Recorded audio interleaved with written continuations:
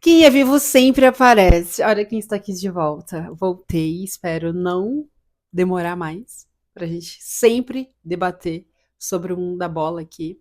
Rolando Copa do Mundo, só para o nosso Brasil que parou no meio do caminho, precocemente nas oitavas de finais para a Noruega.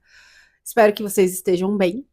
Deixe já o seu like, se inscreve aqui no canal, porque diariamente vai ter vídeo aqui, tá certo? Vamos falar então sobre essa precoce eliminação do Brasil para a Noruega nas oitavas de finais. Eu confesso para vocês que eu não esperava já nas oitavas. Sabia, sim, que era um jogo difícil, diante de uma Noruega que há tantos anos, né, novamente, agora retornou a disputar uma Copa do Mundo, mas com o Haaland, o Odegaard, o Sorloth, são jogadores que jogam em grandes clubes no futebol europeu, mas não tem grandes nomes, na verdade, no coletivo, que tem a seleção brasileira. Não tem a grandeza da seleção brasileira, né? Isso explica muita coisa. Então, eu esperava uma seleção imponente e não passiva. E a gente viu uma seleção totalmente entregue diante da Noruega. Eu acho que isso que mais me pega, tá? É o que me pega mais. É uma seleção totalmente entregue, uma seleção que não brigou. O início da primeira etapa com a mudança do Martinelli no lugar do Paquetá, mais um 4-2-4 que eu confesso para vocês que eu não consigo digerir. Esse sistema de jogo do Carlos Ancelotti, para mim, eu acho muito ultrapassado. A seleção brasileira ela tem um DNA de jogo para frente, de um jogo ofensivo, o futebol brasileiro, né, em si.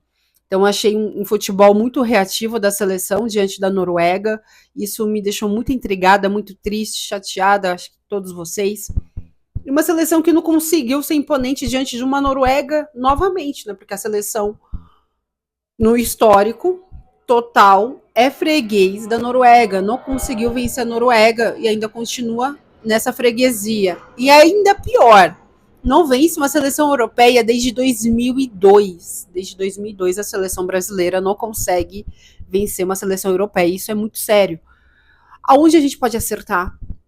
Onde a gente pode resgatar aquela essência da seleção brasileira diante dos próprios jogadores brasileiros? A passividade de Vini, do o Bruno Guimarães que acabou errando aquela penalidade no qual não era para bater, e inclusive a explicação do Ancelotti eu não consegui engolir também.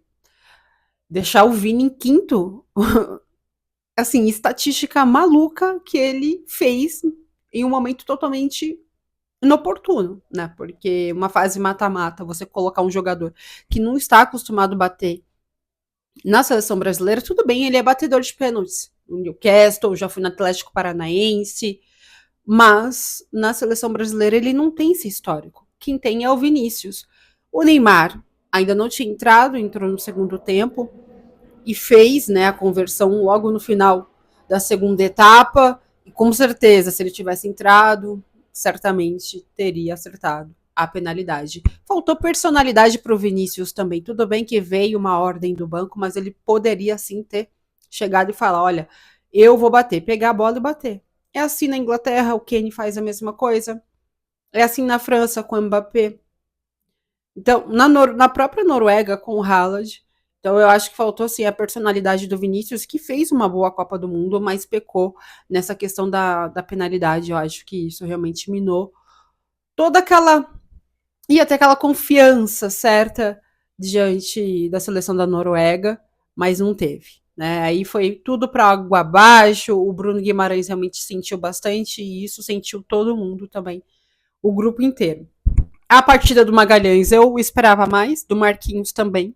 Mas o ponto, eu nem quero falar muito sobre o ponto do jogo, quero falar sobre o que pensar para a seleção brasileira até a longo prazo, em 2030. Jogadores novos, além do Hendrick, né, que agora, de jogadores que vão sair, né, o Neymar, o próprio Marquinhos, e quem vai permanecer nessa era agora é o Ryan, é o Hendrick, é o Andrei, que inclusive ele fechou com o United, não está mais no Chelsea.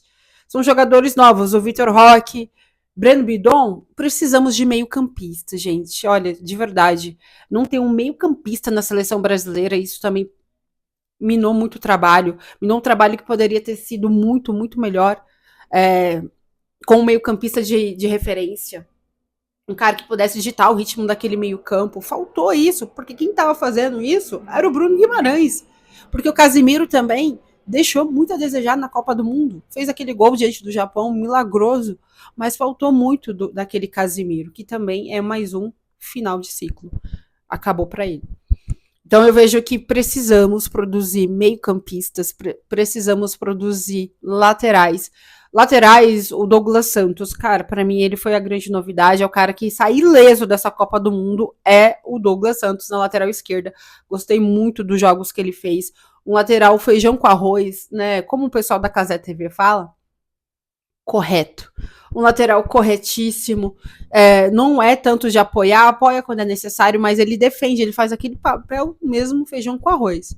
Então, para mim, ele foi o grande cara nessa seleção brasileira. O Bruno Guimarães também, apesar de ter perdido o pênalti, isso não vai minar o trabalho que ele fez nessa seleção, um baita de um meio-campista, né, de um segundo volante que sempre pisou na área, que sempre fez grandes passes, né, ele que foi o garçom nessa Copa do Mundo com a seleção brasileira. O Vinícius Júnior também, né, apesar de ter faltado um pouquinho de personalidade para ele, né, nesse jogo contra a Noruega, mas ele foi um cara com protagonismo, aquele Vini que a gente estava esperando. O Rafinha teve um início muito ruim e teve a lesão dele. O Neymar, né, que fecha uma era do Neymar, o maior artilheiro da seleção brasileira. É triste ele ter encerrado, né, as suas tarefas com a camisa da seleção leste-dense assim. Mas ele também não vinha jogando muito bem no Santos. As lesões atrapalharam demais o Neymar, né? Então, por isso, acabou ocasionando dessa forma. Mas o trabalho dele, né, de tantos anos na seleção brasileira, não vai ser esquecido. Com certeza. Merecia muito mais, óbvio. Mas não vai ser esquecido, na minha opinião. Bom, então olhando, né, para esse futuro, além do Endrick, do Ryan, que foi bem, do Martinelli, que ainda joga em 2030, o Vitor Roque, o Andrei, o Estevão.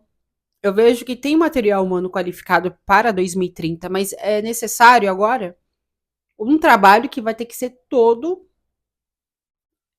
de um ciclo inteiro, potencializado com o Ancelotti. A CBF sabotou o seu próprio produto, né, com vários treinadores, em um ciclo que acabou realmente sendo atrapalhado.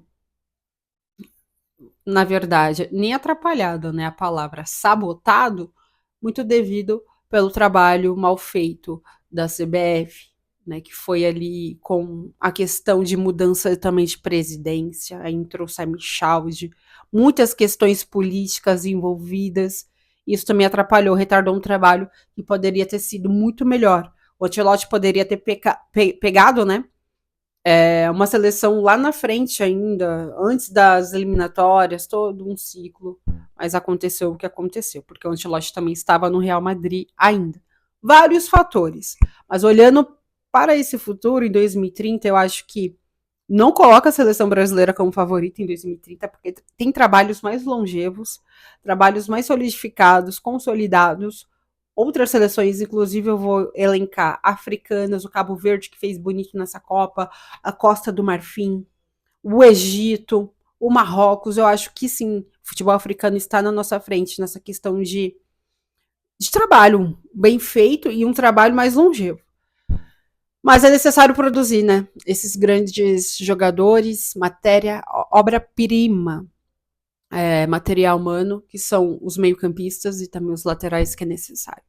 Bom, fico por aqui, tá certo? Eu já volto então na próxima semana para falar da grande finalíssima da Copa do Mundo, que tá chegando ao fim. É a última semana.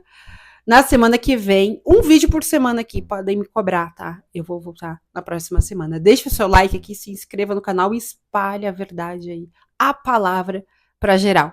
Um beijo para vocês.